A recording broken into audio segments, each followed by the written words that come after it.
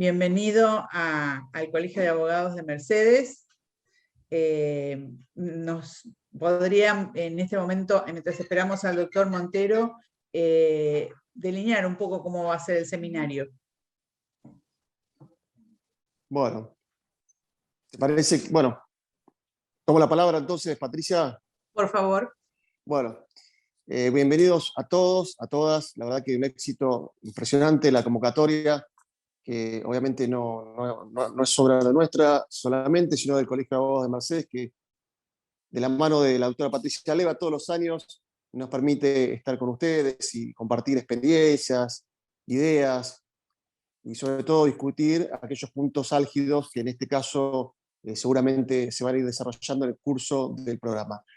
Bueno, yo soy Diego Isabela, soy el director del Instituto de Derecho de Acceso a la Justicia de la Asociación Argentina de Justicia Constitucional, que preside el juez federal, el doctor Patricio Maraniello, quien va a estar con nosotros al cierre seguramente del seminario, cerrando el seminario, que como ustedes verán, el tema esencial es el derecho público municipal, un tema que es reiterado muchas veces en el trabajo que hacemos desde el instituto, y que no pierda vigencia, pese a los esfuerzos que, bueno, que la doctrina y la jurisprudencia han hecho para que el derecho, perdón, la autonomía municipal se consagre finalmente, por lo menos en el texto legal. Acá hay un montón de soniditos que me desconcentran un poco cuando ingresa la gente, pero ustedes sepan disculpar.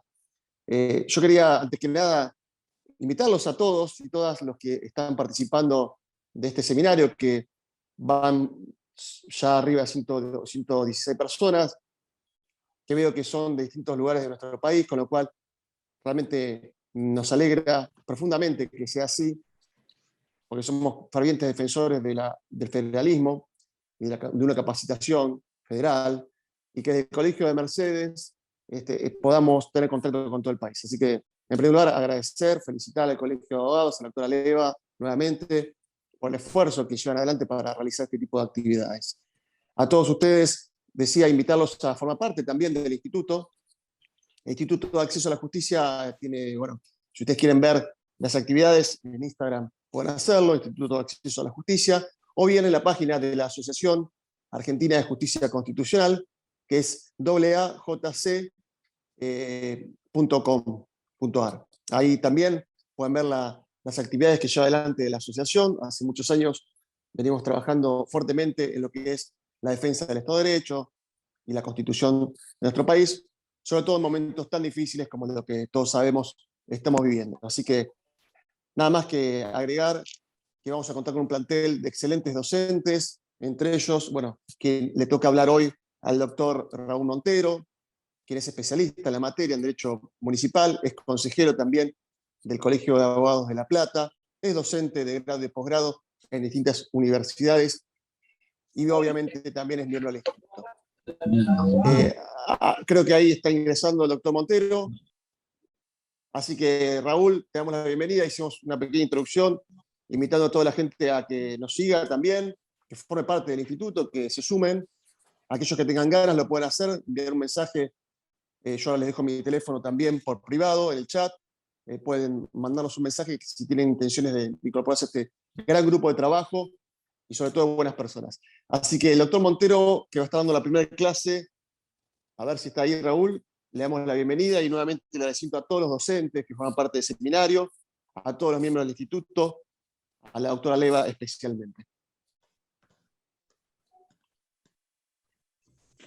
Sí, doctor Montero, ¿nos escucha?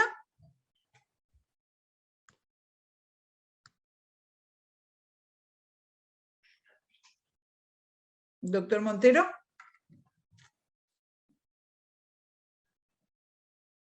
¿Ahora sí me escuchan? Ahora sí, perfectamente. Bienvenido nuevamente al Colegio de Abogados de Mercedes. Es un gusto que nuevamente nos acompañe otro año en un nuevo seminario. Muchísimas gracias, doctor, y bienvenido. No, muchas gracias a ustedes por la invitación, a Diego y al instituto por la invitación y la convocatoria. Les pido mil disculpas, pero tuvimos un inconveniente con el servicio eléctrico y no tenía electricidad. Eso provoca que se me desconecte todo el sistema de internet y no podía restablecerlo. Así que les pido 1000 disculpas por eso. Estamos todos medios ahí con problemas técnicos. Así que bueno, es un gusto, doctor, nuevamente les digo. Doctor, ¿usted va a compartir pantalla? No. Ah, perfecto, perfecto. Vamos a hacerlo. Muy linda la corbata, doctor, ¿eh? Gracias. Espero, ahí estoy tratando de entrar por la notebook, por ahí que a veces es mejor, si puedo, bueno, lo sumo corto por el celular. Ustedes me dirán cuándo comenzamos. Ya está presentado, doctor. Raúl está presentado. Agradecido el instituto y el colegio para con vos, que siempre que te necesitamos estás y siempre realmente dando clases magistrales. Así que ya hicimos la presentación formal. No sé si estabas escuchando, pero bueno, comentamos un poco tu currículum. Y bueno, obviamente que el doctor es un gran profesor de la casa y una gran persona y un profesor muy querido además por todos nosotros. Así que Raúl, adelante con tu clase. Gracias. Muchas gracias. Si logro conectarme por la computadora, pasamos a la computadora. Bueno, en primer lugar, bueno, reiterar el agradecimiento al colegio y a vos y al instituto que dirigís y el que tengo el gusto de participar y pertenecer. Bueno, me toca a mí en 2 clases hablar del municipio, los orígenes, la evolución, la noción conceptual, los fines, los elementos constitutivos del municipio, y en la segunda clase, vinculado a las bases constitucionales del municipio en la Argentina, puntualmente en lo relativo al artículo 5 de la Constitución de 1853-60, su interpretación y las consecuencias que generó esta interpretación. En un segundo voy a...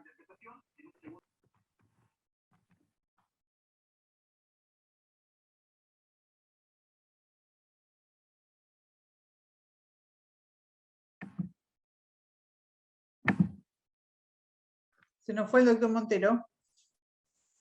Ahí se me había ido el...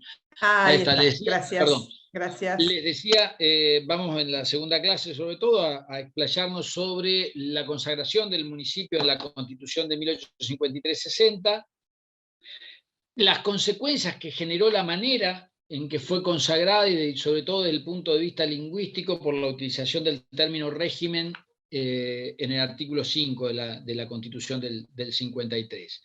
La interpretación doctrinaria y jurisprudencial al respecto.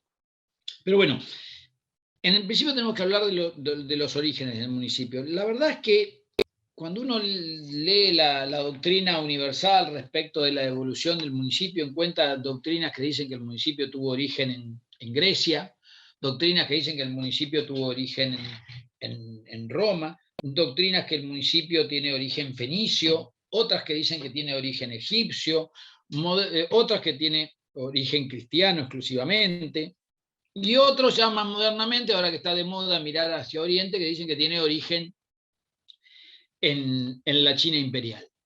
Yo creo que ahí tenemos que distinguir algunos aspectos de qué vamos a considerar como elementos constitutivos de una noción de municipio. Porque hay algunos aspectos que si nosotros los entramos a considerar como antecedentes del municipio nos pueden confundir al respecto. Luego debo pensar en cómo se fue dando la evolución humana, la organización social humana. Y la verdad es que, claro, en el origen de los tiempos, la asociación humana se fue dando en pequeños grupos. La interconexión humana no era un fenómeno que automáticamente apareció en la organización social y en la humanidad. Entonces, en el principio de los tiempos, las ciudades, básicamente, una vez que el hombre empezó a constituirlas, las ciudades eran todas ciudades-estado. Cada una tenía su rey, cada una tenía el jefe de la gens, con distintos nombres y en distintas culturas. Pero la verdad es que, en términos estrictos, se trataba de ciudades-estados, no de municipios. Era la figura estatal, la creación de esta organización denominada modernamente Estado, que no lo era así en la antigüedad, en definitiva era la consagración de una autoridad en el nivel local a los fines de organizar la vida social. Esto, con el correr de los siglos, sería explicado mediante distintas teorías, siendo la teoría contractualista la que nosotros, la más desarrollada a lo largo de la humanidad, que reconoce sus antecedentes más claros en Aristóteles, alguna exposición de Platón, no muy claro al respecto, y luego sí, también algo en Cicerón, pero luego sí más clara la teoría contractualista a partir de la Edad Moderna, sobre todo, contractualista o pactista. La verdad que para decirlo en términos castellanos o españoles, la teoría, el término correcto es más bien pactismo que contractualismo. Luego sí sería desarrollado muy profundamente a partir de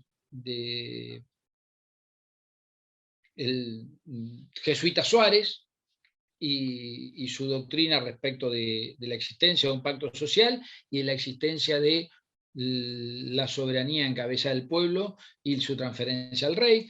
También aparecería tiempo después y desarrollada por distintos pensadores ingleses, desde Hobbes en adelante, y luego los franceses, y el desarrollo posterior del pactismo. Ahora bien, ese pequeño pacto inicial en aquellos tiempos que se organizaba mediante ciudades-estado, a mí me parece que no puede ser considerado un antecedente del municipio tal cual lo conocemos hoy. Las ciudades griegas eran estados, independientes unos de otros. Los fenicios también, y las colonias eran ciudades que tenían un régimen particular, pero eran independientes entre sí también, las colonias de los fenicios. No hay antecedentes de la existencia de algo como el municipio en el antiguo Egipto. En todo caso, sí existían divisiones administrativas, pero no tenían la característica que tenía el municipio, y no hay desarrollo al respecto. Lo mismo respecto de China. Yo nunca he encontrado ninguna norma jurídica que me permita decir, acá nos encontramos en presencia de una organización político y social de nivel local con pertenencia o vínculo a una organización social y política más amplia que puede constituir un Estado unitario federal, depende del caso. La verdad es que cuando uno recorre la historia normativa, por decirlo de una manera, las primeras manifestaciones de una organización de carácter gubernativo municipal está nada más que se encuentra en Roma, en el Imperio Romano. Solo en Roma, y es ahí donde aparecen. Y la primera ley que específicamente se dedica a los municipios y a su organización institucional y política es una ley de Julio César, que luego va a ser modificada y ampliada por un par de leyes posteriores emitidas por emperadores durante la época del imperio. Y ahí lo que se observa es que en el nivel local se va a estar reproduciendo una organización política del Estado similar a la que presentaba la República Romana. República que se había conformado una vez abolida la monarquía, luego de Tarquino el Soberbio, a lo largo del tiempo, con una serie de leyes que fueron dando forma a el consulado, órgano que representaba básicamente al poder ejecutivo, con un gobierno bicéfalo, con 2 cónsules que se elegían anualmente, el Senado y luego los tribunos de la plebe, con facultades legislativas, obviamente, y obviamente los pretores y demás funcionarios que cumplían funciones judiciales, y los cuestores también. Ese esquema se reproduce en las provincias romanas, de hecho había senados provinciales, pero se reproduce también a nivel municipal. Y eso es muy interesante porque, en definitiva, más allá de todas las teorías respecto del origen del municipio, yo creo que lo único que está demostrado es que el municipio, tal cual lo conocemos hoy, se originó en Roma, como prácticamente todo lo que el ser humano conoce, ¿no? Prácticamente todo lo que conocemos si no se originó, se desarrolló en Roma. Pero el municipio muy particularmente, y me parece muy relevante esto, porque después van a aparecer unas discusiones posteriores para ver si ese municipio romano es el municipio que nos llega al día de la fecha a estas tierras. Existen diversas discusiones al respecto. Lo cierto es que ya existían algunas citas. Sarmiento, en Conflicto de Razas en América Latina, cuando pone de relieve el rol del cabildo en estas tierras, Sarmiento ahí cita un pasaje de una discusión en el Senado romano respecto de qué debía hacerse con algunos de los sublevados durante la Revolución de Catilina. Recuerden que esta fue una sublevación en la que participó Julio César, que todavía no era un actor preponderante, y Catilina era uno de los miembros de la clase alta romana que pertenecían al Partido Popular, ¿sí? Esta alianza entre los que más tienen y los que menos tienen, que es vieja en la historia de la humanidad, en Roma era importante. Esa revuelta fallida de Catilina origina una serie de discusiones, y que Sarmiento con mucha precisión en ese trabajo lo cita, de una manera muy curiosa, porque se discute en el Senado qué iban a hacer con los presos. Entonces alguien dijo, bueno, se lo mandamos a la cárcel municipal. Y Cicerón le dice, no, de ninguna manera, a la cárcel municipal no podemos mandar presos del Estado. Diferenciando, en ese debate, en definitiva, lo que queda plasmado es la diferenciación en las competencias y en las responsabilidades que a cada nivel de Estado le estaban tocando. Esto implica que, más allá de que tiempo después apareciera, por lo menos la primera ley de la que yo tengo conocimiento, que se emitió en Roma, demuestra que el desarrollo institucional del municipio romano, como una entidad política menor que el Estado y menor que las provincias en cuanto al alcance territorial, ya estaba presente con fuerza y con toda claridad para los años anteriores al nacimiento de Cristo. Con lo que el origen cristiano del municipio pareciera quedar desarticulado. Yo, en definitiva, adhiero a la postura de que el origen del municipio, tal cual lo conocemos hoy, se corresponde con la cultura romana, que fueron los romanos quienes, en definitiva, nos dieron este modelo de organización social y político, y en líneas generales los que nos dieron también un municipio con una gran cantidad de competencias como hoy lo manejamos. Por ejemplo, si nosotros, lo anticipo, en realidad correspondía decirlo después, pero lo vamos a anticipar, el lenguaje me parece que integra uno de los elementos más trascendentes que debemos tener. Ahí seguramente, un paréntesis, seguramente el doctor Isabela va a sufrir con el ícono del doctor Emiliano Guzmán. Yo lo felicito al doctor por ese ícono que tiene ahí, esos colores tan simbólicos. Bueno, volviendo sí, la verdad. La broma, doctor Isabela, lo viste ahora. Bueno, amigo tuyo. Amigo mío. Nos vemos en el Monumental ahí cuando vamos a rezar todas las misas. A mí me parece que en términos para el estudio de cualquier institución y el desarrollo de cualquier análisis respecto a una institución, la cuestión lingüística y el lenguaje no debe ser desatendida. Me parece que estar atentos a la cuestión lingüística y a los términos nos puede despejar dudas, y estar desatento nos puede generar.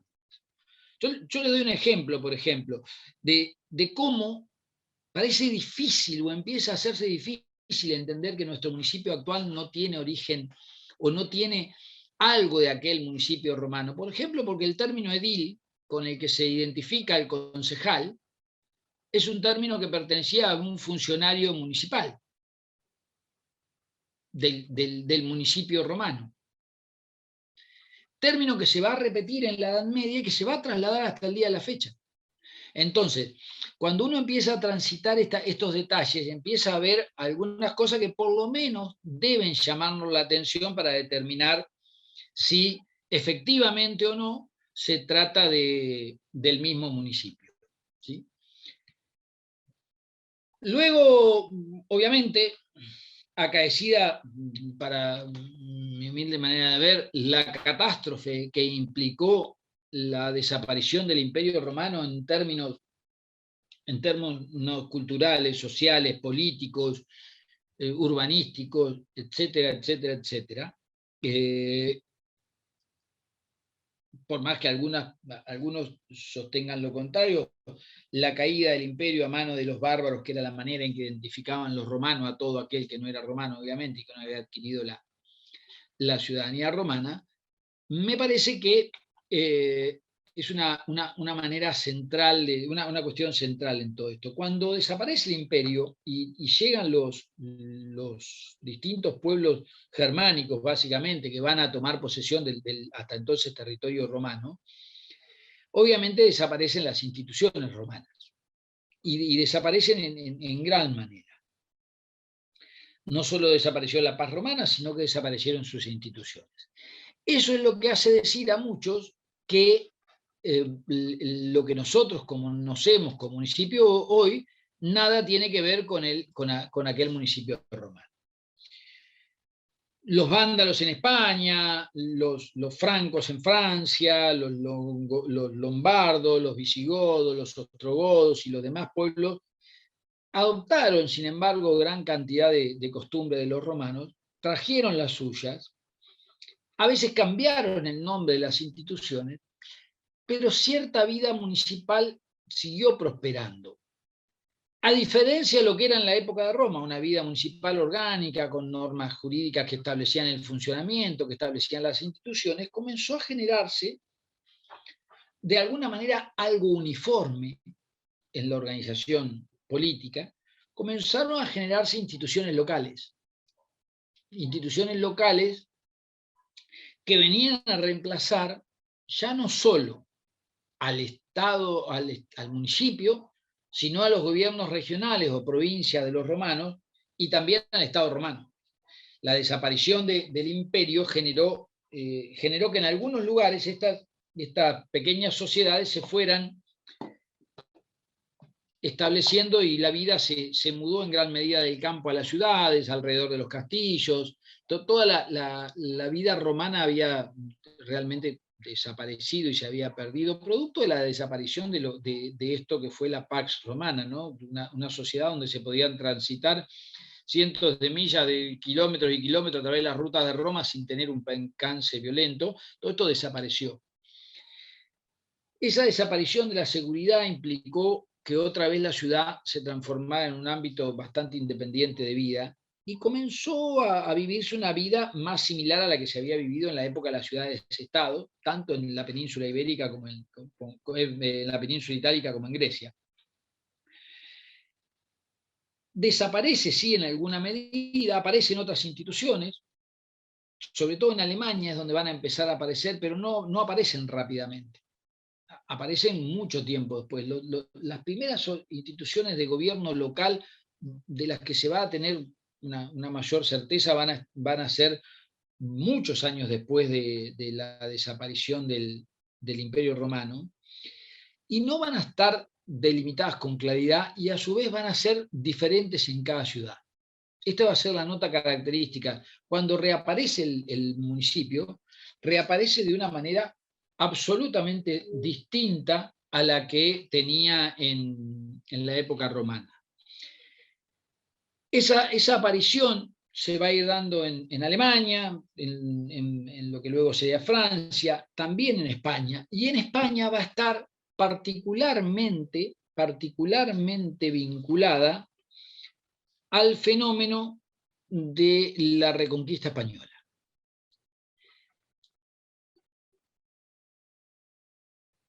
Tanto en España como en otras regiones de Europa había una gran cantidad de reinos. La unidad de las naciones va a ser va recién a aparecer como la conocemos hoy, luego en el segundo milenio. Nosotros, si bien vamos a tener el imperio de Carlomagno y demás, la Edad Media no fue una edad donde pudiéramos decir que teníamos naciones organizadas. Las ciudades vivían como pequeñas ciudades-estados con relación del vasallaje. Se habían dado sus propias instituciones, distintas formas de gobierno, distintos nombres. Ayuntamiento era uno de estos nombres, ¿sí? Distintos órganos de gobierno existían, dentro de ellos, por ejemplo, los concilium. El término concilium viene de aquellas reuniones y de una institución jurídica del derecho canónico o de la Iglesia, y de ahí que algunos sostengan que el municipio tiene un origen cristiano. Piensen ustedes que el uso de la letra C en la palabra consejo deliberante se deriva precisamente del término concilium. Y no es una cuestión menor, porque en definitiva el concilium tomaba una decisión en el ejercicio de una potestad que le pertenecía, de una facultad que le era propia, a diferencia del consejo con ese, que solamente es la capacidad que tiene alguno de dar una opinión al respecto de algo. Como ven, la cuestión terminológica, insisto, a mí me parece importante, me parece que para nada es una cuestión menor, y el peligro de tomar a la ligera los términos puede llegar a ser esto, ¿no? Desnaturalizar la naturaleza jurídica, valga la redundancia, de las instituciones. Una cosa es la naturaleza jurídica del Consejo Deliberante y otra cosa es la naturaleza jurídica del Consejo Escolar, por más que en la provincia de Buenos Aires elijamos los miembros, los dos cuerpos en la misma boleta. La C y la S explican mucho. Nada más ni nada menos que su naturaleza jurídica. Por eso insisto en que es importante, desde mi punto de vista, la cuestión vinculada al lenguaje.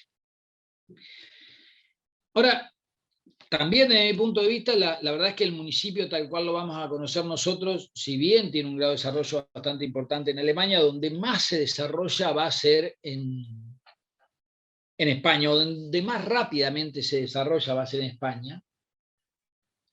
Se va a desarrollar también en Alemania, se va a desarrollar también en Inglaterra, también los ingleses lo van a trasladar a Estados Unidos, a las colonias del norte, donde va a adquirir un desarrollo fenomenal, tan importante o tan trascendente como el nuestro. Si uno estudia y lee a los constitucionalistas norteamericanos, van a decir que nuestros cabildos eran distintos a su meeting y a los distintos nombres que le dieron a sus municipios. Yo no creo que esto sea cierto. Esto lo vamos a ir viendo con el transcurso de la clase. Yo creo que en realidad nosotros tenemos dos etapas de municipio. Tenemos dos etapas claramente marcadas en la historia española, que es la etapa de los Austrias y la etapa de los Borbones.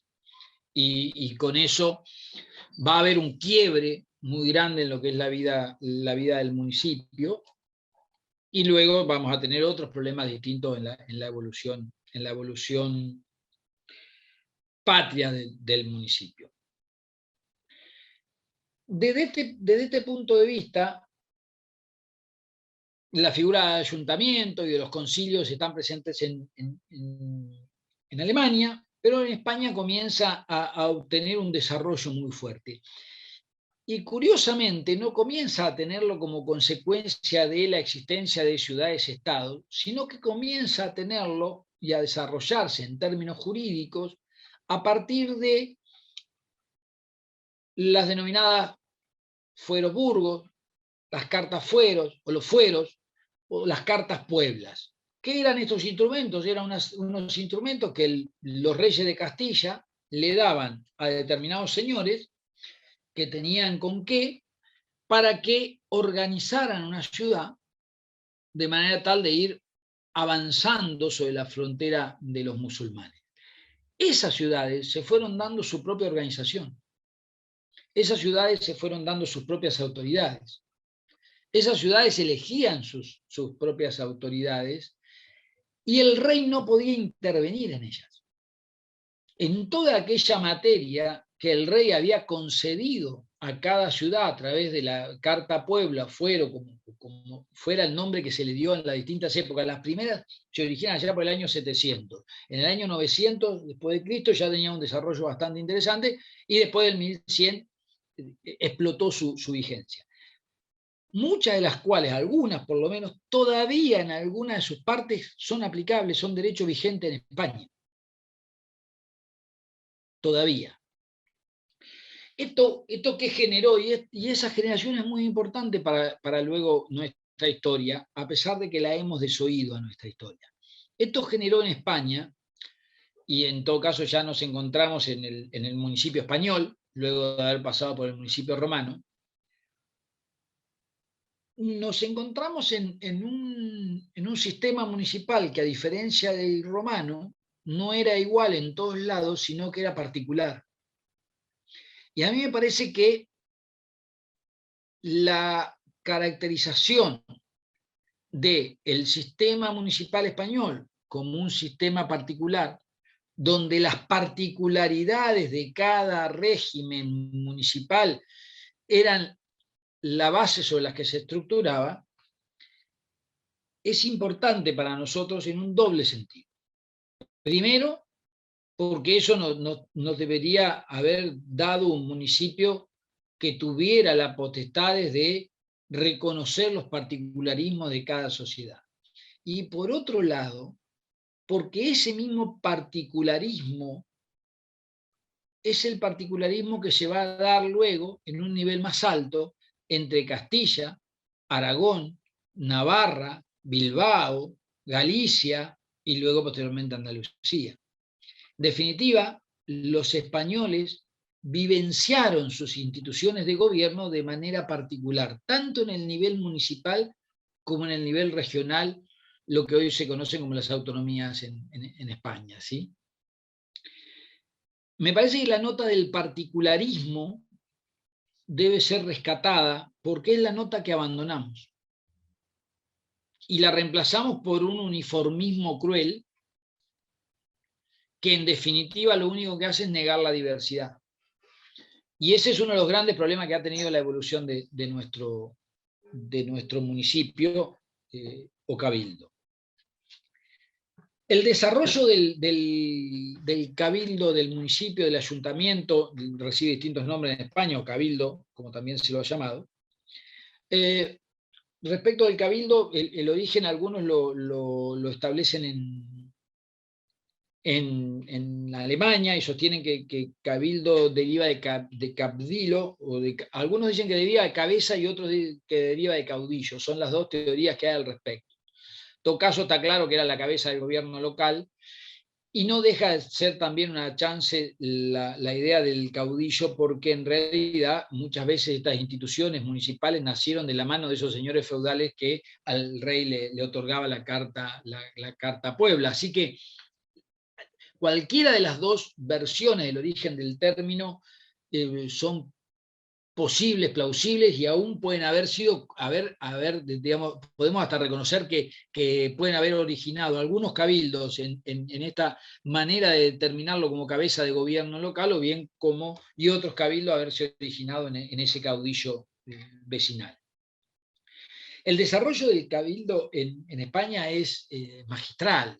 El desarrollo de España, el desarrollo social, político y económico español, y sobre todo el desarrollo social, político y económico de Castilla, en buena manera, desde mi punto de vista, se debió a la figura de estos gobiernos locales, ¿sí? Que tenían las más amplias competencias, gobiernos locales que se ocupaban absolutamente de todo, de establecer las leyes civiles, las leyes penales, la prestación de servicios públicos, de satisfacer todas las necesidades públicas. El marco competencial de los cabildos, de la organización municipal española de la alta Edad Media y principio de la Edad Moderna, era la plenitud de la administración de la cosa pública.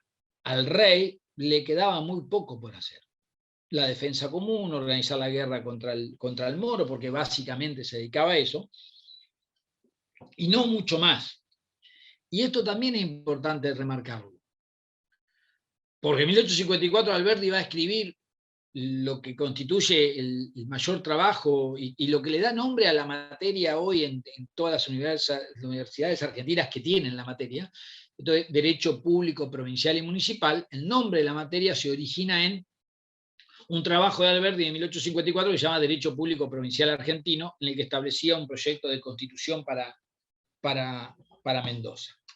En ese libro Alberdi diseña un sistema donde al municipio le otorga la totalidad de la administración de la cosa pública y a la provincia le deja solo el gobierno político, las directrices y nada más.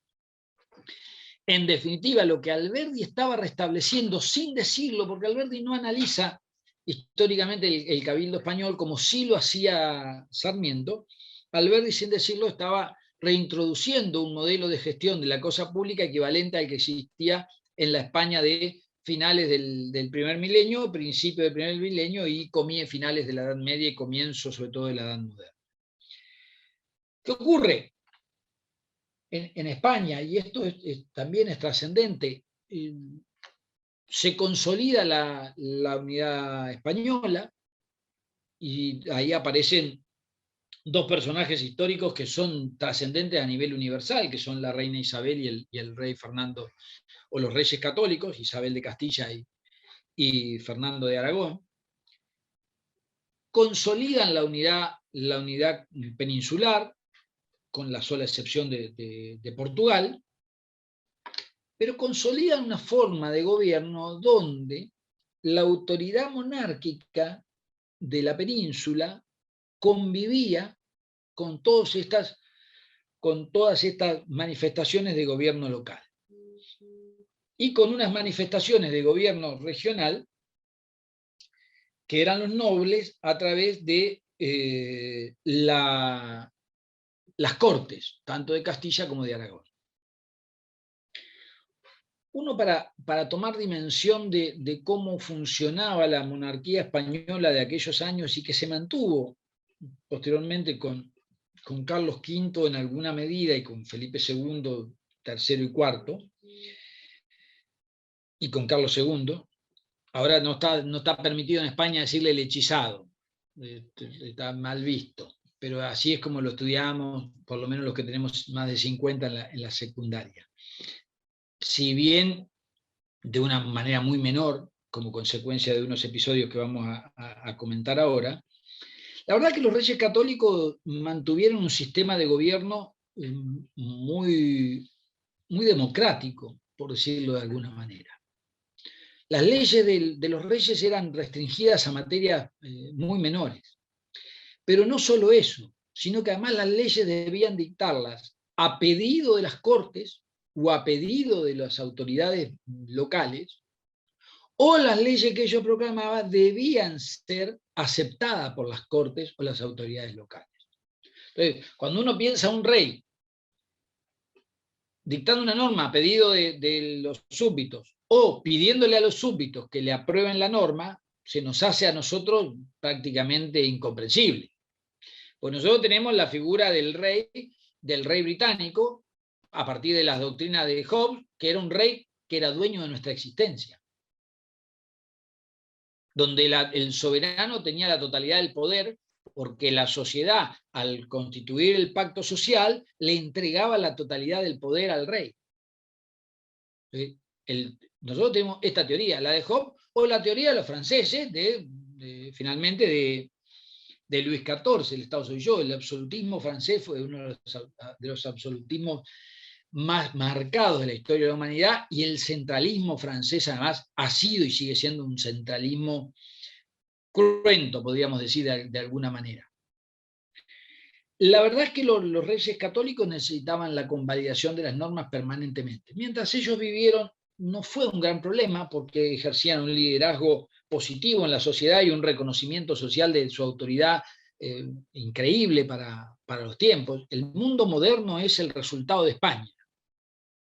Francia se volvió un país moderno porque estaba España al lado. Inglaterra se volvió un país moderno porque estaba España al lado. Esto que a veces las leyendas negras francesas y otras versiones omiten, el mundo se volvió un mundo moderno por España. el progreso que implicó España en muchos aspectos fue fenomenal.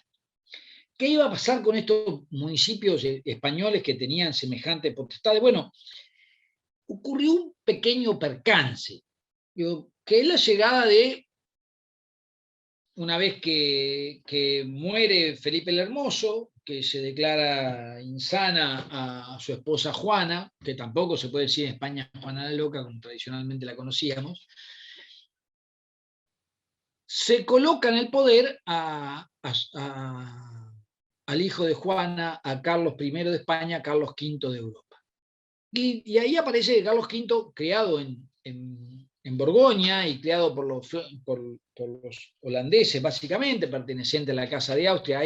Ahí comienza lo que se denomina el gobierno de la Casa de Austria, o de los Habsburgos, en el gobierno español.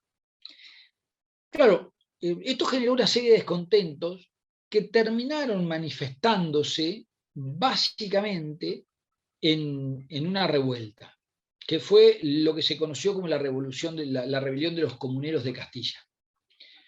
La revuelta o revolución de los comuneros de Castilla, que intentó utilizar la figura de la reina Juana para ponerla en el poder diciendo que no estaba mal, pero era con la idea de restablecer los privilegios que los fueros y cartas Puebla les otorgaban, y que poco a poco Carlos I de España, V de Alemania, comenzaba a cercenar.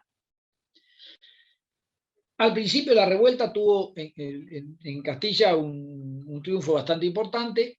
Una cosa a tener en cuenta es que Carlos I gobernó más tiempo fuera de España que en España, a diferencia de su hijo Felipe II, que vivió todo el tiempo en España. Dado que no fue emperador Felipe II, sino su hermano, emperador de Europa, sino su hermano.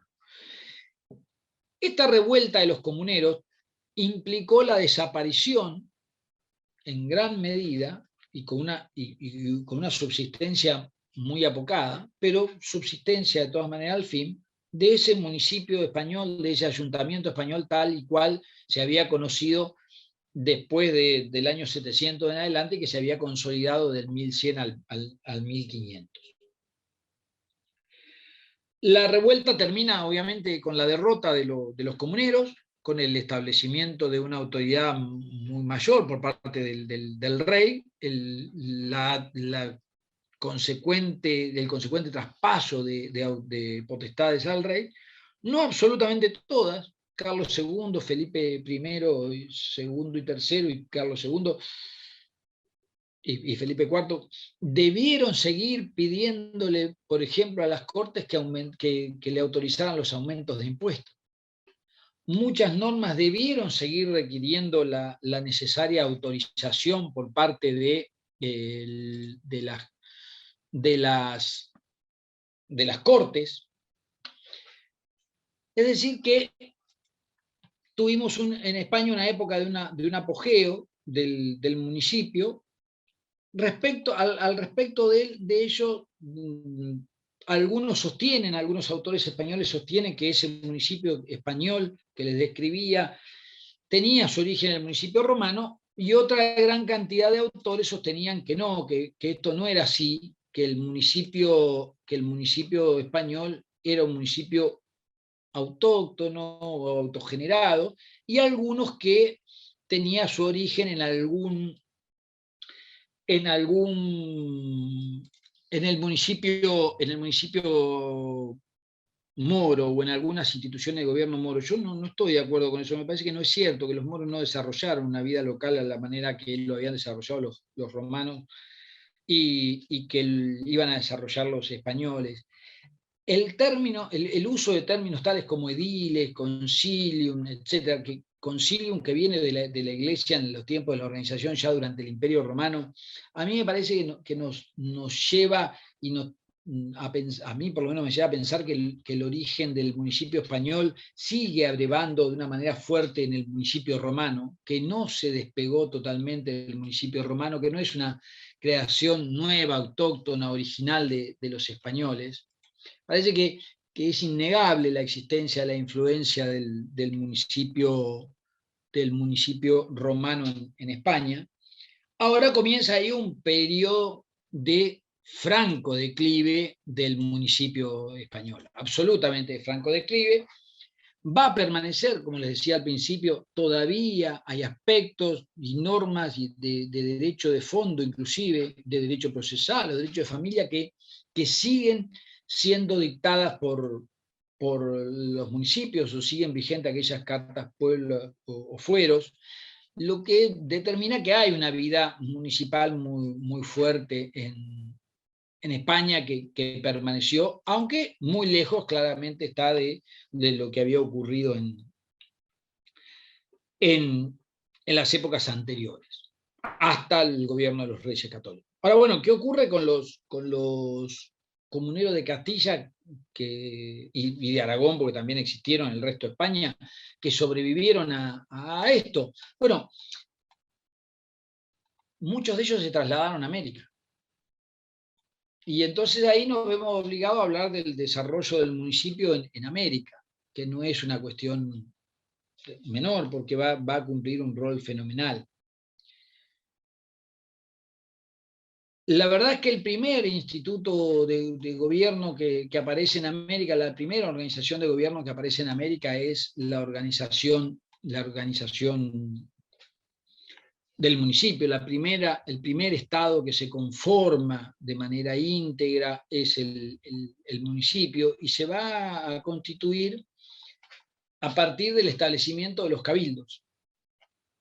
De los cabildos, que son el antecedente de nuestro municipio. Una cosa que podrán ver por ahí quienes hayan leído sobre esto: yo analizo el municipio de una manera distinta, la historia del municipio a como comúnmente se hace. Yo divido su tratamiento en lo que hace a nosotros y en lo que nos interesa, el objeto de este programa. Lo analizo desde lo universal, Roma, España, América, el Virreinato del Río de la Plata, y luego concluiremos en el municipio bonaerense para entonces sí hablar de todo este punto 1 que estaba constituido, como dijimos, de la noción conceptual, y luego hablaremos de los fines y elementos constitutivos del mismo. El desarrollo de la América española se va a hacer a partir de los municipios. Los municipios de los cabildos son el gran instrumento del desarrollo de la colonización americana. La institución municipal floreció en América de una manera absoluta, de una manera increíble, cosa que estaba obviamente en franco declive en España. Al mismo tiempo iba floreciendo la institución municipal de una manera diferente y con sus características propias en Inglaterra, y lo iba a hacer tiempo después en Norteamérica, en las colonias británicas. Una vez que llega al municipio de América, se instala desde el principio.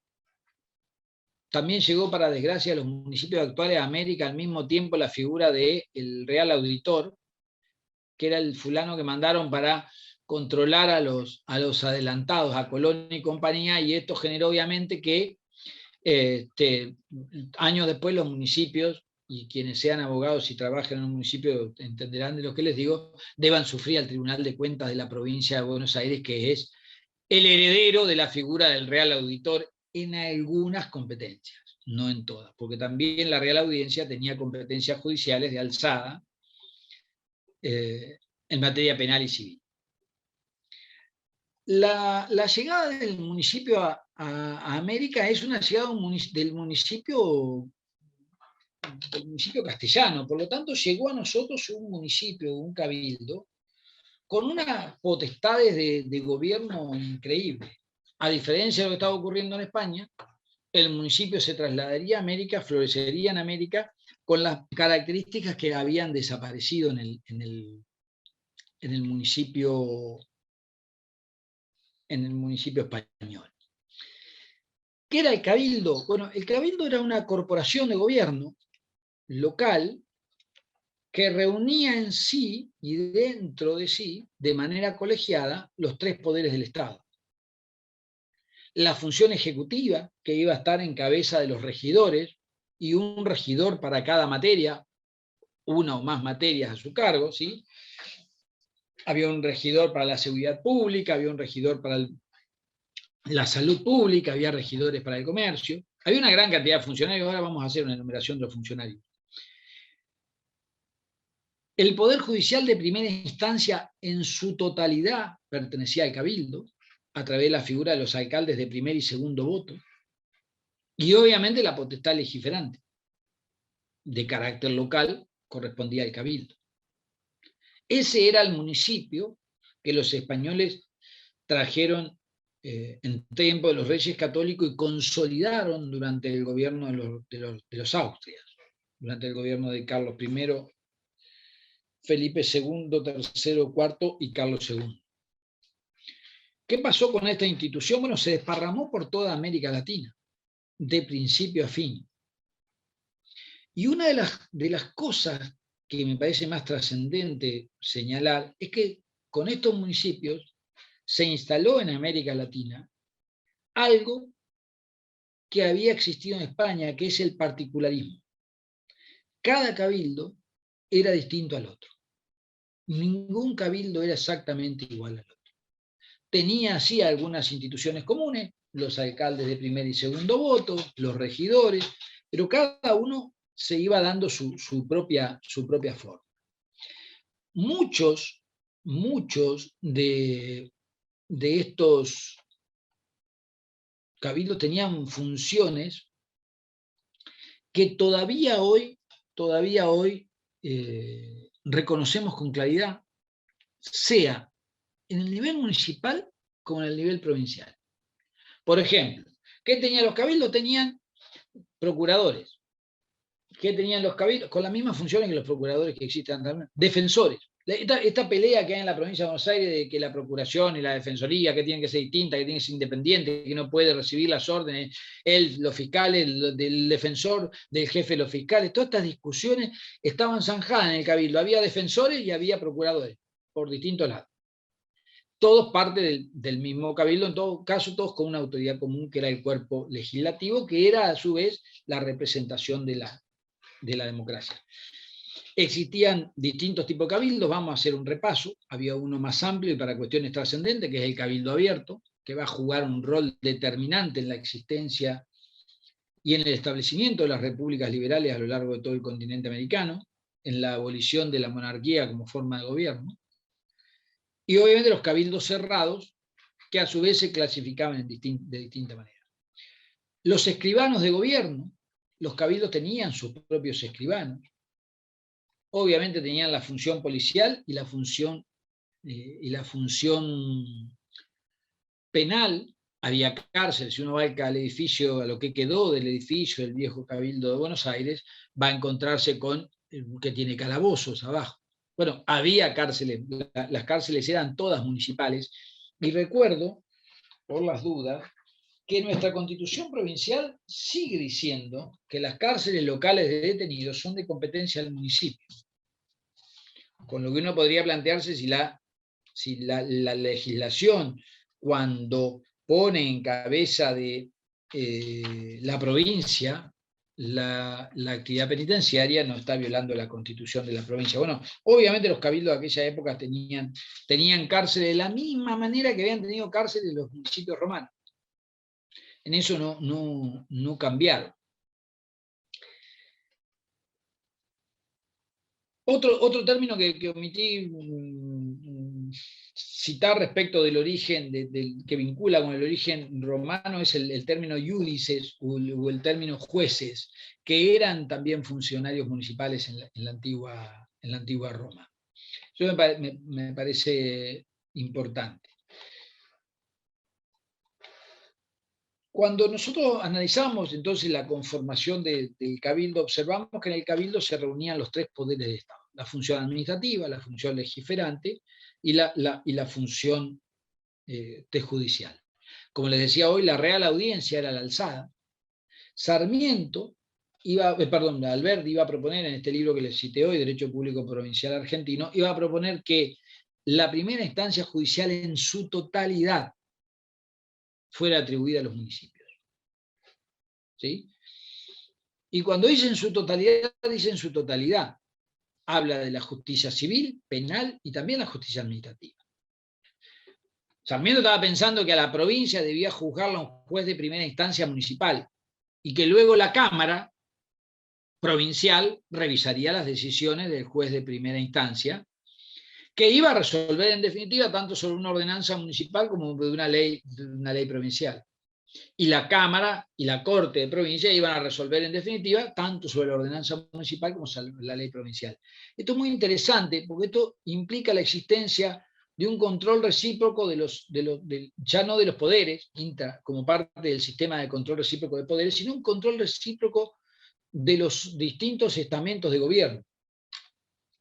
Cosa que existe como tal en el derecho federal. ¿Sí? Existen mecanismos de control recíproco de los estados que conforman una federación. La intervención federal y la garantía federal son parte de esos controles. La existencia de la Cámara de Senadores, hay quienes la consideran exactamente parte de esto mismo, entre otros mecanismos. Obsérvense, en definitiva, que el municipio que se instala en América es un municipio muy similar a aquel que existía en España, y iba a empezar a adquirir un desarrollo muy importante y hasta tal vez superior al del modelo español. Pues el rol del cabildo en la América Latina iba a ser importantísimo. Este municipio, que comienza a desparramarse a lo largo de todo del continente, que a veces era llamado república, utilizando el término república de una manera obviamente deformada, no es la misma manera que el término república, que el origen del término república, pero sí es importante tener en cuenta la vinculación del cabildo con el gobierno de la cosa pública, de los intereses comunes. Si res en latín, la mayoría de los intérpretes consideran que res implica interés. Entonces, la res pública no era ni más ni menos que el interés común, que la cosa de todos, que aquello que interesaba ser resuelta en función de las necesidades comunes. Este cabildo que se desparramaría a lo largo de toda América, insisto en la idea de las particularidades que iba a ir tomando en cada región, porque se notan, llevó bueno, vamos a decir esto, tenía distintos niveles de cabildo, ¿sí? Había distintas clasificaciones. Dijimos que hoy que había un cabildo cerrado, que era el que gobernaba, y un cabildo abierto que se convocaba especialmente a todo lo mejor de la ciudadanía para resolver una cuestión. El cabildo abierto del 22 de mayo no iba a ser un cabildo en el que participara todas las clases sociales de la ciudad de Buenos Aires, sino lo mejor de la ciudad de Buenos Aires. El primer evento participativo de la parte que normalmente no participaba en la administración de la cosa pública en la historia argentina es la revolución del 5 y 6 de abril, llamada comúnmente la revolución de los orilleros, porque eran las personas que vivían en las orillas de la ciudad de Buenos Aires, que se hizo en apoyo del líder popular de aquel momento, de 1811. Si les pregunto quién era el líder popular, ¿alguno se anima a escribirme al costado si era Moreno o era Saavedra? ¿Quién me diría? ¿Quién era el líder popular en 1810-11? ¿Saavedra o Moreno? ¿Y quién era el representante de los hacendados? Porque ese era el cargo que tenía Saavedra. Muy bien, Cintia. Saavedra, bien. Qué grato ver colegas que identifican con toda claridad qué rol jugaba cada uno en Mayo, porque en general hay una comprensión bastante errónea. En mucho, uno de los grandes responsables de esto es José Ingeniero, que tenía una cuestión ahí con Saavedra, y algunos otros escritores de la segunda mitad del siglo XIX. Saavedra era el representante de las clases más populares. Y Moreno había sido durante el gobierno español el representante de los hacendados, y los hacendados obviamente eran los que tenían plata, no los pobres. Ahí Caturelli, un filósofo que tiene una obra, un hombre que murió a los 100 años de edad, 99 años, rosarino, escribió una historia de la filosofía argentina, tiene un análisis genial de los hechos de Mayo y describe con toda precisión la pertenencia a los distintos grupos. El otro condimento es, estos dos personajes son también partícipes de otra discusión que marcaría la historia argentina, que puede ser analizado de dos modelos, ¿no? Uno es unitarios y federales y el otro es interior versus Buenos Aires. Bueno, Saavedra era representante de uno de estos grupos, o era el representante incipiente de uno de estos grupos de intereses, y Moreno del otro. Moreno terminaría siendo, iba a ser el representante iniciático del centralismo, mientras que Saavedra el representante inicial del federalismo. Y esto se puede ver con claridad en las discusiones respecto a la incorporación de los diputados del interior a la primera junta y su transformación en Junta Grande, donde Moreno se opuso fervientemente, y el deán Funes y Saavedra fueron los defensores de la idea de la incorporación. Algunos argumentos de Moreno iban a ser relevantes, otros creo que no. Pero bueno, esta confusión, y volviendo a Saavedra y al Cabildo, digo, el particularismo del Cabildo iba a ser total. Ahí hay algunos trabajos muy interesantes. No solo los cabildos elegían en su institución americana, no solo los cabildos elegían estos representantes, los jefes militares eran elegidos por el Cabildo.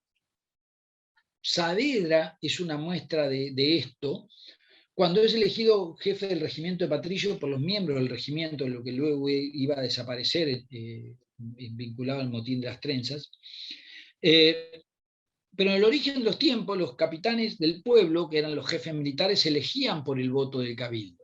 Y cuando uno observa las potestades de los cabildos españoles instalados en América, se encuentra con unos cabildos prácticamente omnipotentes, con un nivel de atribución competencial realmente trascendente. Y como decíamos hoy al principio, aquello a los que se le atribuía la totalidad de la cosa pública. La capacidad, el gobierno que se le atribuía al nivel, a los órganos de gobierno designados por el rey, que eran los gobernadores y los virreyes, no eran tan amplios. Tenían pocas atribuciones competenciales en comparación con lo que tenía el Cabildo. A mí me parece muy relevante esto de comprender el grado de alcance de las instituciones del Cabildo en la historia, para luego comprender qué es lo que nos ocurriría durante la época posterior a la Revolución de Mayo y hasta la sanción del artículo 5 de la Constitución, y todo lo endeble que fue esa sanción del artículo, porque en definitiva no implicó la restauración de la vida municipal.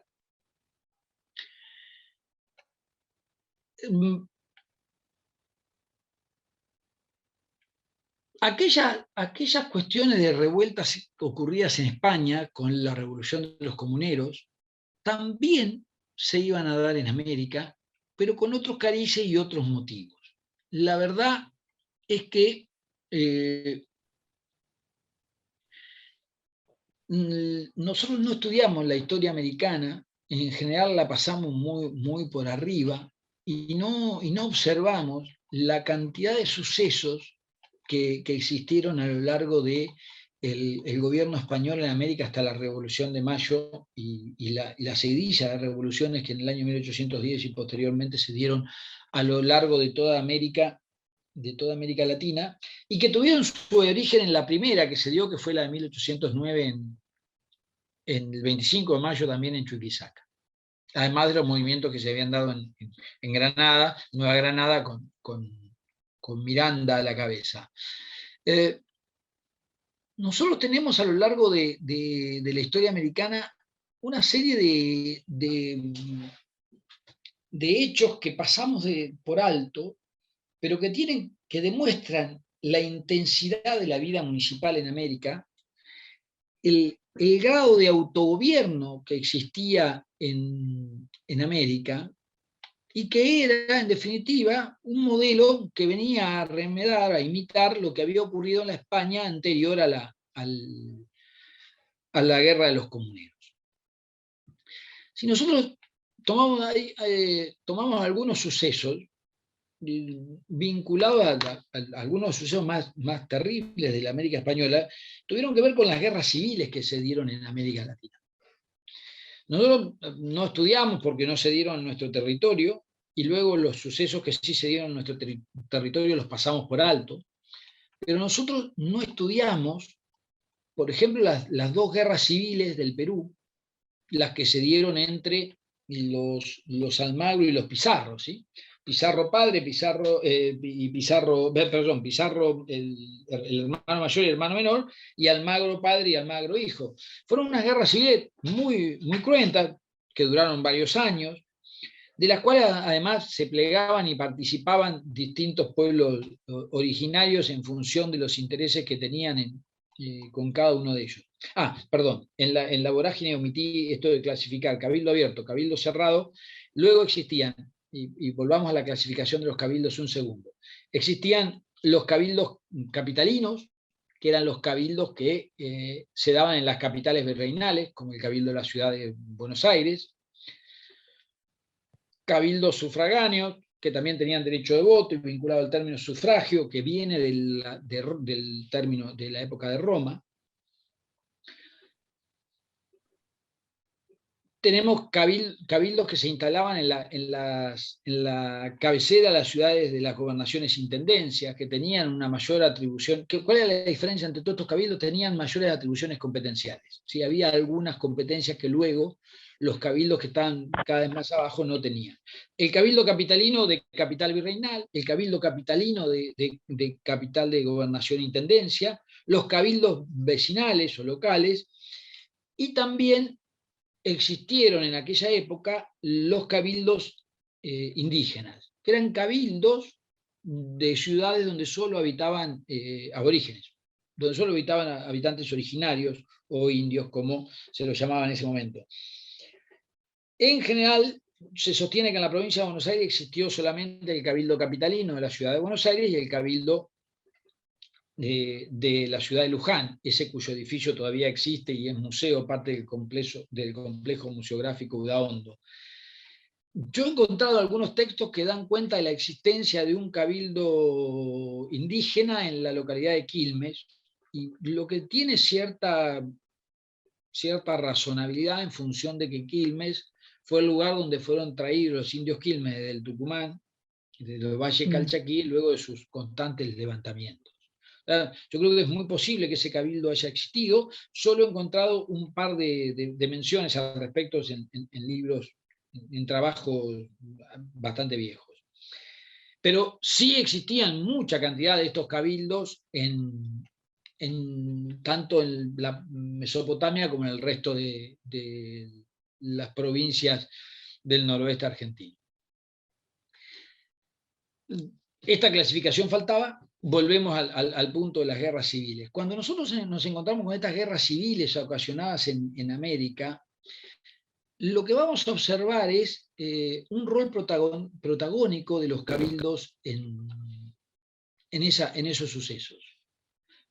Sobre todo en los sucesos de las guerras civiles de Perú, del virreinato del Perú, y particularmente en la segunda, las guerras civiles de los Almagro y los Pizarro, las que se dan entre Pizarro el menor y el hijo de Almagro, en la que el menor de los Pizarro, ya muerto el hermano, ya asesinado el hermano, es nombrado capitán del pueblo por distintos cabildos del virreinato del Perú, en ocasión de que estos cabildos se negaban a reconocer el carácter de ley a una serie de normas emitidas, de ordenanzas emitidas por Carlos II. Por Carlos I, perdón. En ese momento llegan las leyes se pretenden transformar estas ordenanzas emitidas por el rey y aplicarlas, y los cabildos se levantan diciendo, miren, no, en realidad, y había abogados que así lo sostenían, en realidad estas normas no nos son aplicables porque no se da ninguno de los dos supuestos en que la norma podría ser válida. Y tenían que, esos dos supuestos estaban constituidos porque no había sido requerida el dictado de la norma por parte de los habitantes de la zona, y del cabildo particularmente, y porque por el otro lado decidían no aprobarla. Dice, citando a un autor, se lo voy a leer porque es interesante, a un autor español que se llama Opiso, que era un médico catalán que tiene una obra de historia de España y de las repúblicas latinoamericanas muy, muy importante. Dice en un párrafo que dice, muy buenos en sí, pero desde luego hechos para no ser cumplidos, los decretos, las ordenanzas que sancionaba el rey. Dice que eran grandes las discusiones acerca de la legalidad de los decretos, que letrados había, es decir, abogados, nosotros, había, que afirmaron que como no incurrían en deslealtad ni crimen por no obedecerlas. Dice, cuanto más, dice, por suplicar de ellas, diciendo que no las quebrantaban, pues nunca las habían consentido ni guardado, y que no eran leyes ni obligaban las que hacían los reyes, sin el común consentimiento de los reinos que les daban autoridad a esos reyes. Acá es importante esto que cita Opiso respecto a la opinión de los abogados, porque está citando ni más ni menos que lo que va a ser posteriormente la doctrina de Suárez, respecto a que la autoridad del rey provenía del pueblo y no de Dios. Entonces, eran los reinos, y así se llama, esto también es importante marcarlo. Para los austrias, todos estos territorios eran reinos, distintos de los reinos del reino de España. Eran reinos donde el rey era el mismo rey, pero era independiente de los reinos españoles, a diferencia de lo que iba a pasar con los Borbones, que iban a ser, a la manera francesa, centralista, y iban a constituir colonias de un único rey. Pero siempre colonias de titularidad del rey, lo que es muy importante al momento de la doctrina jurídica de Mayo. Decía entonces Opiso que no eran leyes ni obligaban las que hacían los reyes sin el consentimiento común de los reinos, que les daban la autoridad, y que tampoco puede el emperador hacer aquellas sin darles parte a ellos. Es decir, el emperador, para dictar una ley, tenía que darle parte primero al pueblo que constituían los reinos del Perú. Así que esto como para darnos una idea del grado de autonomía de la voluntad que tenían las sociedades locales. ¿Qué hicieron los cabildos en ese momento? Bueno, decidieron desobedecer las ordenanzas reales, nombraron sus propias autoridades y comenzaron una guerra que duró muchos años y que terminó finalmente con la derrota de esta especie de comuneros autóctonos, pero sin embargo el régimen en general no cambió. Otros alzamientos fueron los alzamientos que tuvieron también los comuneros de Nueva Granada, en lo que es la actual Colombia y Venezuela, la revuelta y la revolución de los comuneros del Paraguay, ya en el territorio del Río de la Plata, en época ya de creación del Río de la Plata y con motivo, y ya durante el gobierno de los Borbones, y con motivo de la designación de autoridades por parte del rey. Esto era muy común, que también frente a la designación de autoridades, esas autoridades que eran designadas por el rey para ocupar cargos que la ley reconocía debían ser designados por el rey, si a la gente del lugar no se les aparecían simpáticos estos funcionarios, digo estos funcionarios no por las funciones, sino por la persona del funcionario designado, ¿qué hacían en la localidad? Simplemente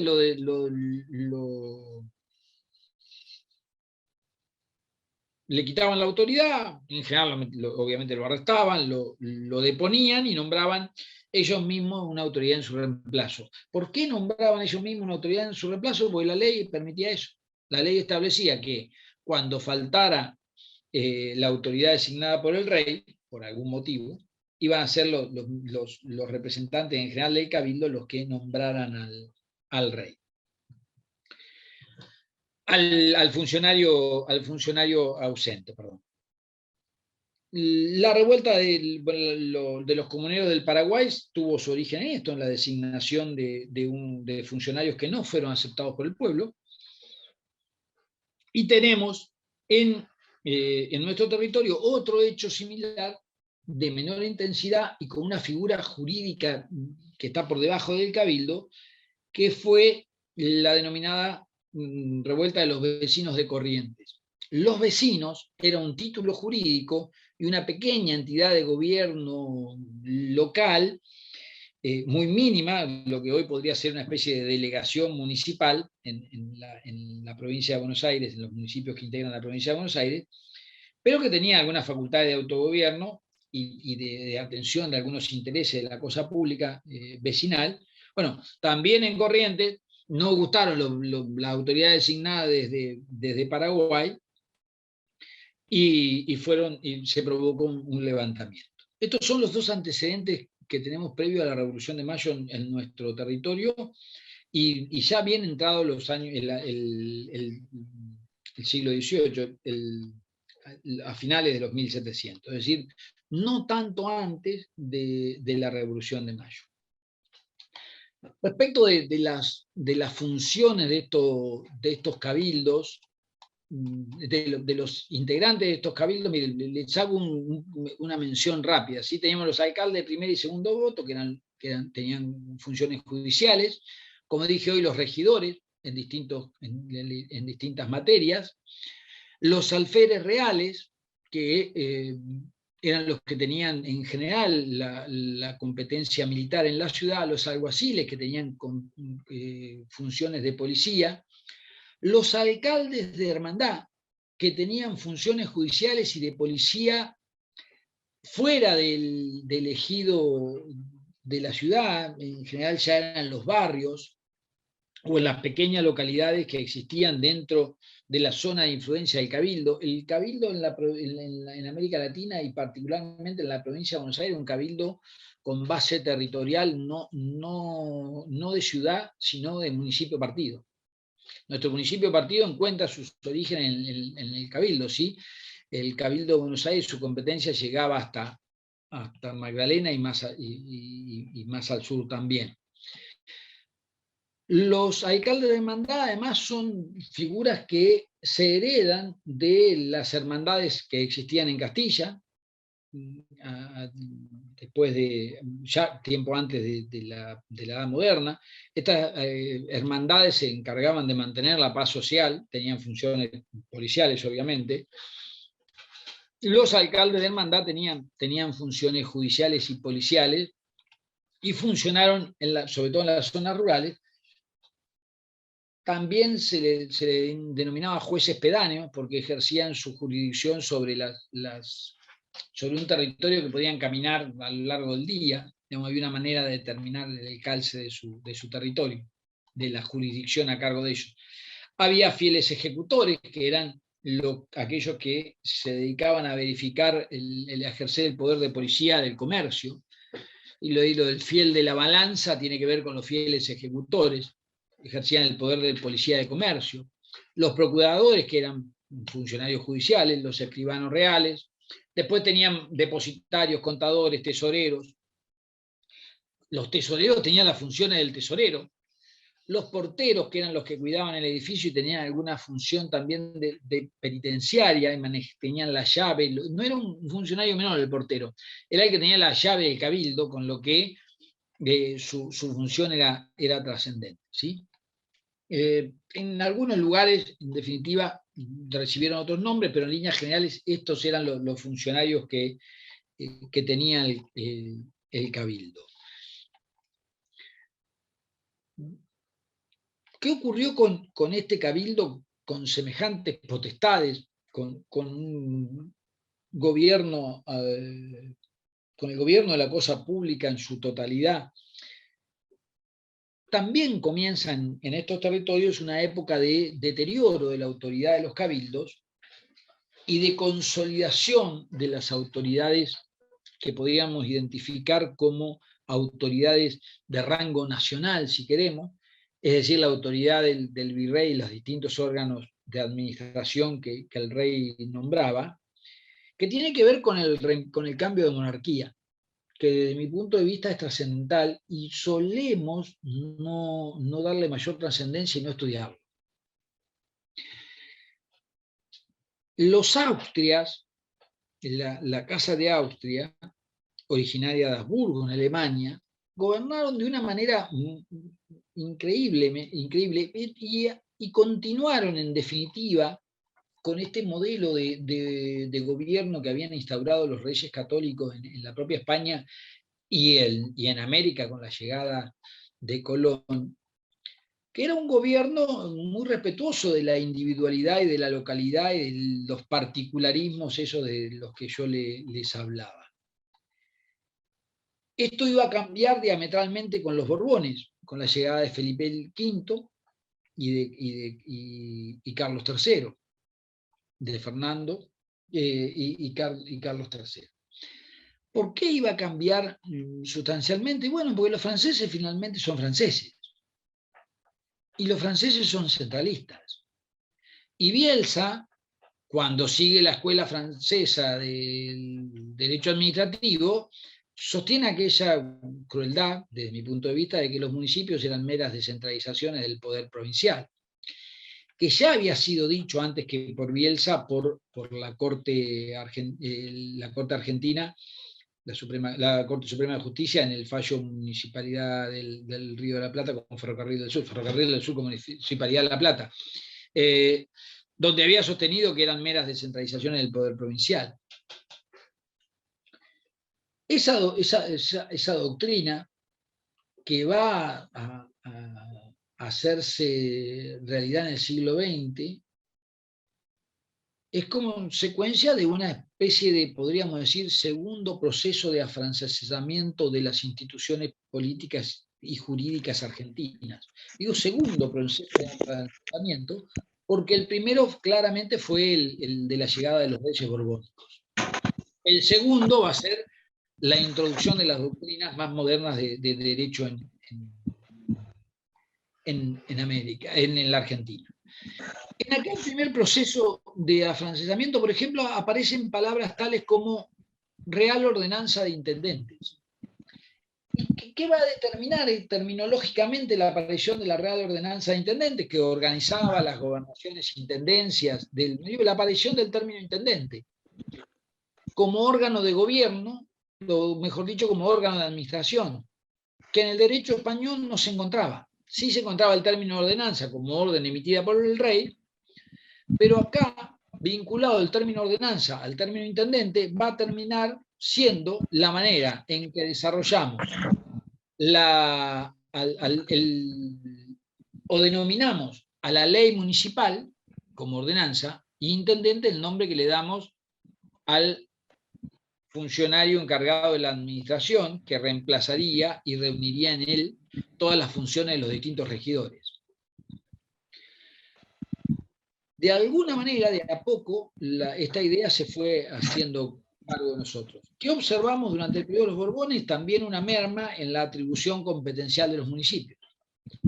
Desaparecieron totalmente los cabildos, la atribución competencial de los cabildos de los municipios. ¿Desaparecieron totalmente? No. Vieron mermadas, ya no elegían los capitanes del pueblo, a lo sumo solo se elegía el jefe del regimiento dentro del propio regimiento. La cantidad de cargos que se elegían por el voto se fueron achicando.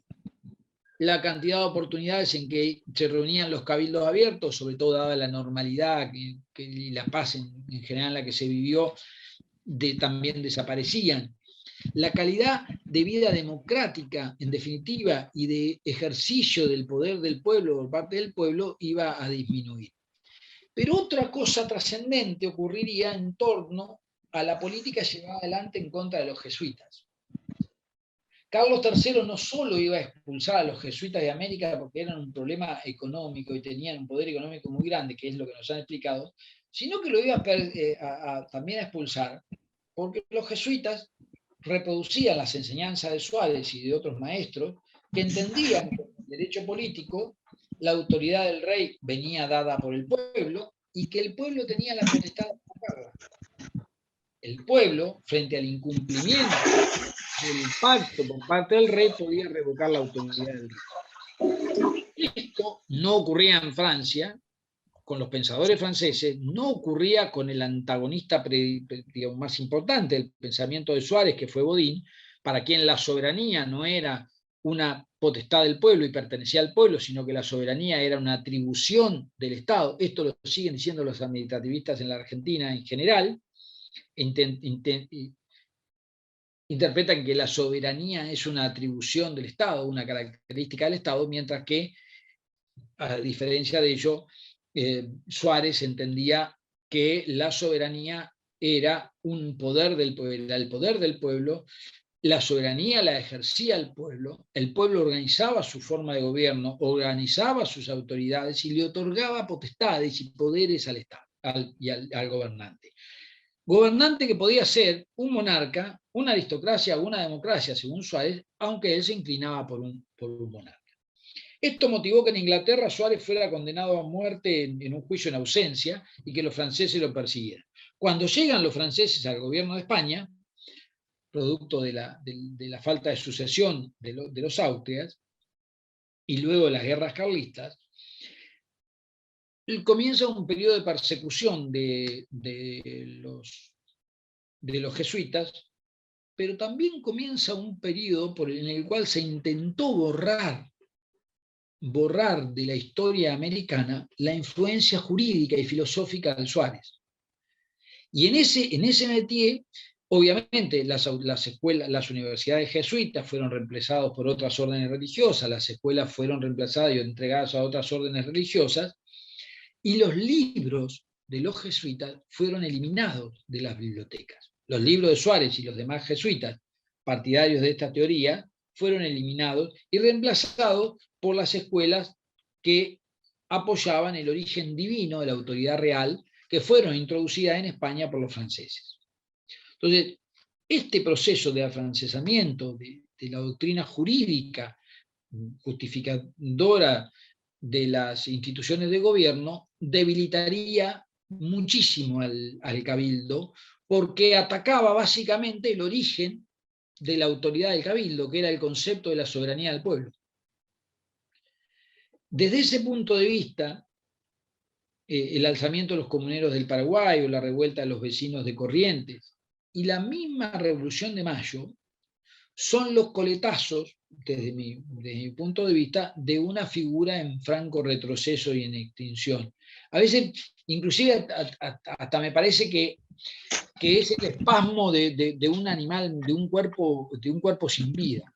Es el espasmo de un cuerpo sin vida que se está enfriando, y en ese proceso tiene estos espasmos que generan un hecho magnífico de la revolución del 22 de mayo de 1810, fecha que me parece más adecuada que la del 25, o digamos la revolución de mayo. Porque la verdadera revolución no se da el 25 cuando se designa la primera junta, sino se da el 22 cuando se decide en el Cabildo Abierto deponer las autoridades designadas por el rey y designar autoridades por el propio pueblo. De la misma manera que lo habían decidido aquellos cabildos que promovieron los sucesos que fueron conocidos como las guerras civiles del Perú. De la misma manera que aquellos cabildos desoían esas órdenes del rey porque consideraba que el rey no era legítimo, de la misma manera, en este caso, lo que sostuvieron fue, bueno, mire, el rey no está, y lo que le dimos el poder al rey somos nosotros. Yo les decía hoy cuando les leía el párrafo de Opiso que en definitiva se trasluce en ese párrafo lo que iba a ser la doctrina de Suárez. La doctrina de Suárez es la que magistralmente el 22 de mayo de 1810 defienden Castelli, Paso y Saavedra, que son los tres tipos que llevan la voz cantante en ese Cabildo Abierto, cuando sostienen que no estando el rey, estando ausente el rey, y siendo estos territorios reales, y siendo estos reinos y estas zonas las que le habían dado el poder al rey, recuperaban la autoridad, recuperaban la soberanía del pueblo y por lo tanto tenían la posibilidad de formar gobierno propio.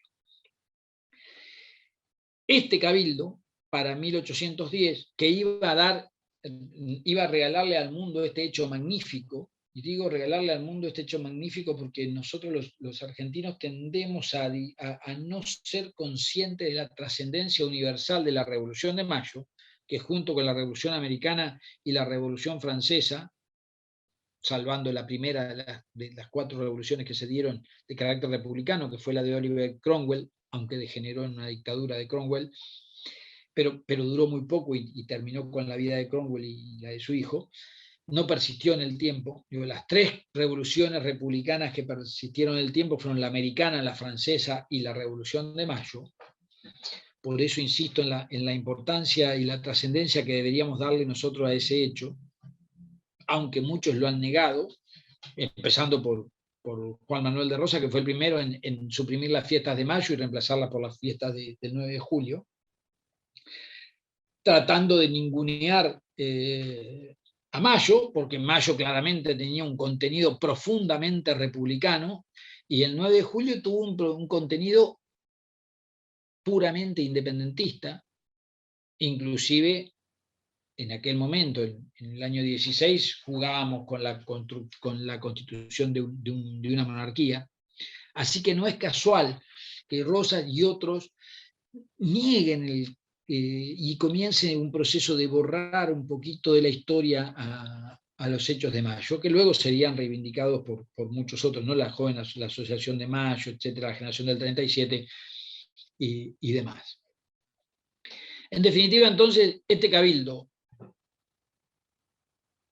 que se había instaurado a imitación de los cabildos y ayuntamientos españoles previo a la revolución de los comuneros y a la instauración de la llegada de la monarquía en toda España, que se trasladó a América y se estableció, tuvo un periodo de florecimiento muy grande hasta la llegada de los Borbones, que con su centralismo y su absolutismo, producto de la influencia de Luis XIV, obviamente comenzó a disminuir. Sin embargo, no lo suficiente como para borrarlo del mapa, a tal punto que la Revolución Republicana de América Latina sería fruto de la labor de los cabildos y de la historia de los cabildos.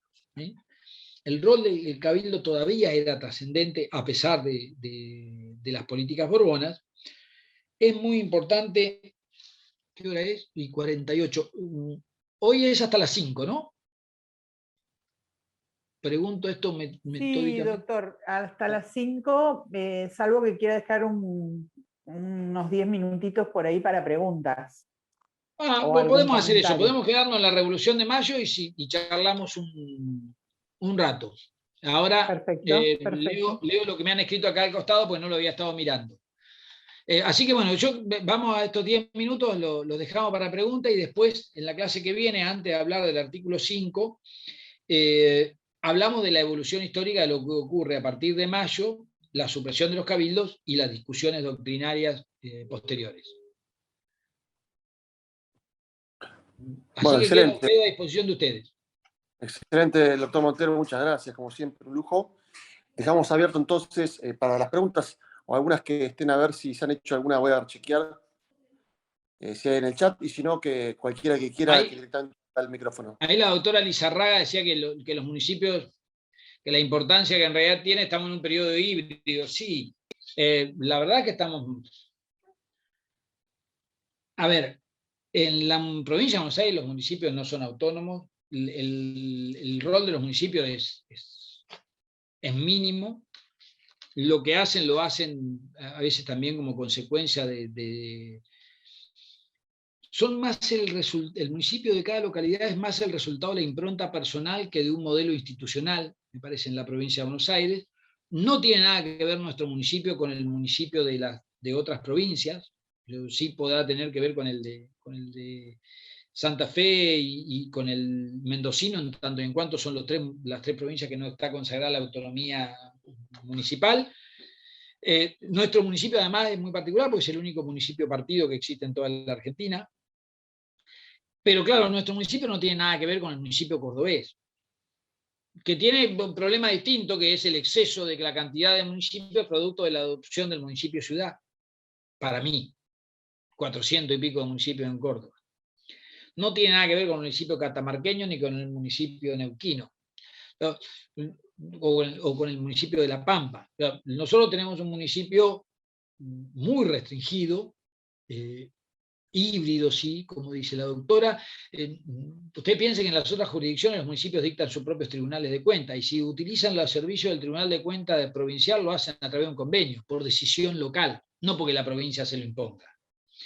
Los municipios de otras jurisdicciones tienen las elecciones separadas de las provinciales y de las nacionales.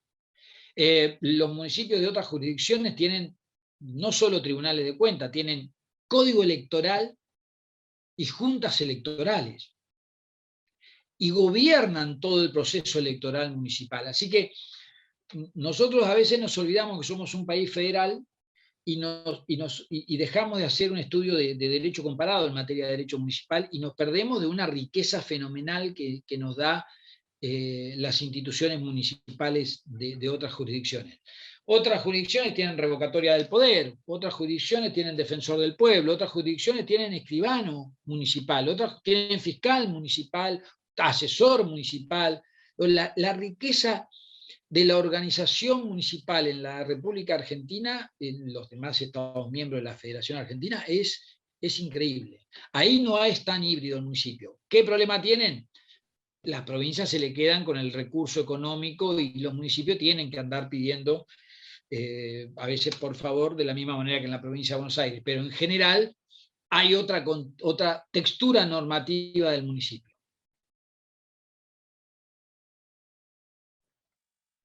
Es muy bueno lo de que resalta Cintia, la doctora acá, en cuanto a que, claro, el argumento de los españoles del Perú era muy bueno. Dicen, no la quebrantamos a la norma, porque nunca las aceptamos. Pero fíjense ustedes ahora, si un municipio le llega a decir a la provincia, no, yo esta ley no la aplico porque no la acepto. ¿Cuánto duran los funcionarios? Que va a tener un problema. De alguna manera van a saltar por las nubes, ¿no? De algún recurso siempre va a tener la provincia para hacer eso.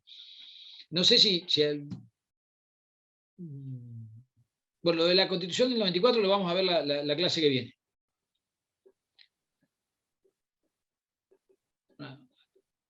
No sé si alguno quiere hacer alguna pregunta en particular.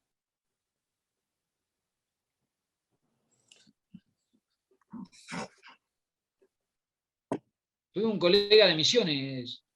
Sí, tenemos de todo el país, doctor. Yo no veo en el chat ninguna pregunta. Me tuve que pasar al teléfono por problemas técnicos, así que bueno, tengo limitada un poquito la pantalla, pero... Sí, hay algunos comentarios respecto de...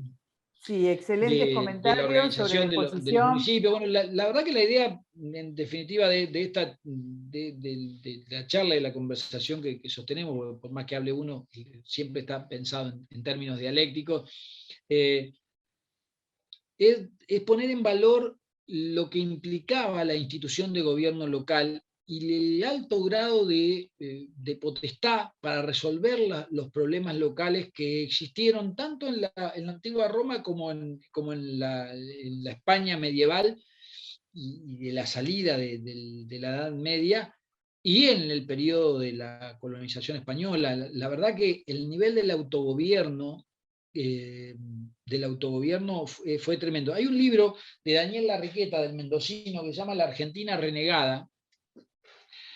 Dos libros, iba a escribir 3 y escribió 2 finalmente. Se llama La Argentina Renegada en la Argentina Imperial. La verdad que es uno de los libros que mejor explica nuestra naturaleza. Pero en La Argentina Renegada tiene algunas frases tremendas que explican en gran medida el éxito, porque nosotros hoy no nos damos cuenta, ¿no? Digo, los rusos están peleando por la península de Crimea y algunos pedazos ahí alrededor de Ucrania, tratando de quitarle algunos pedazos. Y hace 50 días que no pueden avanzar sobre Ucrania. Y nosotros tenemos que pensar que el imperio español fue un imperio universal. Decía Felipe II que en sus dominios el sol no se ponía nunca. Porque los dominios de Felipe II estaban en Europa, en América y en Asia, de parte junto con algunos. Recuerden además que Felipe II fue rey de, los 3 Felipe fueron reyes de España y Portugal al mismo tiempo, con lo que todas las colonias portuguesas o territorios portugueses también eran de ellos. Pero pensar que los españoles estaban en Japón y los portugueses estaban en Japón, en el sur de Asia, y que mantuvieron unido ese imperio durante más de 300 años, a nosotros nos debería llamar la atención. Desde la ciencia al derecho debería llamarnos la atención cómo es que fue posible lograr tamaña unidad territorial. Y la verdad es que cuando uno lo analiza, desde mi punto de vista, yo coincido con Larriqueta, es que lo lograron porque tuvieron la magistral capacidad de respetar la diversidad. Fueron reyes que los reyes austrias, y recuerden que esto se va a dar, digo, todos los países gobernados por los austrias, Alemania, Austria, etcétera, son países federales. Todos los países gobernados por los Borbones son países unitarios. Si bien España, los españoles dicen que ellos son federales, la conformación constitucional española es unitaria. Pero el rey de España es un rey Borbón, el actual, Felipe VI. Es decir, un francés. Hace muchos años que se fueron de Francia, pero bueno, en el fondo algunas cuestiones siguen. Y dice algo así, Larriqueta, que el logro fue que la unidad se logró en base al respeto de la diversidad. Que la manera de mantener la unidad del imperio fue respetar las particularidades. Esto también lo van a decir Bunge y lo señala mucho, sobre todo el que más escribió esto fue en el siglo XIX, Ramos Mejía, que considera que nuestro federalismo es de un origen español por todo esto que yo le describía, pero la idea de que para preservar la unidad debe garantizarse y respetarse las particularidades y las identidades, las diversidades, me parece central. Nosotros a veces no nos damos cuenta, pero un diputado que fue un ex gobernador de Mendoza no hace mucho, el año pasado, dijo, bueno, nosotros sabemos que conforme la Constitución no podemos irnos de la federación, pero algo tenemos que hacer. Es decir, dijo, nos vamos a ir. Eso era suficiente para hacerle juicio político y removerlo de la Cámara. Porque desde la Cámara de Diputados, Cornejo fue concretamente, estaba diciendo de la propia Cámara que Mendoza se va a ir de la federación. Y la verdad es que hay un movimiento separatista en Mendoza. Existe como tal el movimiento separatista en Mendoza y existe como tal el movimiento separatista en Córdoba. No lo queremos ver, no lo miramos, pero basta con googlear en los diarios y las noticias aparecen, tanto de Córdoba como de Mendoza. Y en Mendoza, a punto tal de que están en la boca de un diputado nacional electo por la provincia de Mendoza. Entonces la pregunta es, ¿no será que esta uniformidad está causando problemas en el mantenimiento de la unidad? Porque el problema, en definitiva, tiene que ver con este otro término, con la uniformidad, con la falta de respeto a la diversidad, con la falta de respeto a los particularismos. Entonces, cuando yo uniformo, que es lo que hemos hecho a lo largo del siglo, de buena parte del siglo XIX, pero sobre todo en el siglo XX, y mucho más marcadamente después del fracaso constitucional del 94, que dijo que venía a profundizar las herramientas federales y terminó profundizando el unitarismo en la República Argentina por varios errores de diagnóstico de los constituyentes, me parece. Ahí tenemos que hacer una pregunta, ¿no? Mirar esto que dice Larriqueta y decir, bueno, ¿no será momento de parar y empezar a desandar este camino de uniformidad en beneficio de los particularismos y de las diversidades que integran la República Argentina? Porque algo está claro.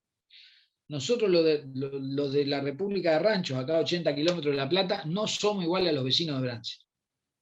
No tenemos nada que ver con los de Brance.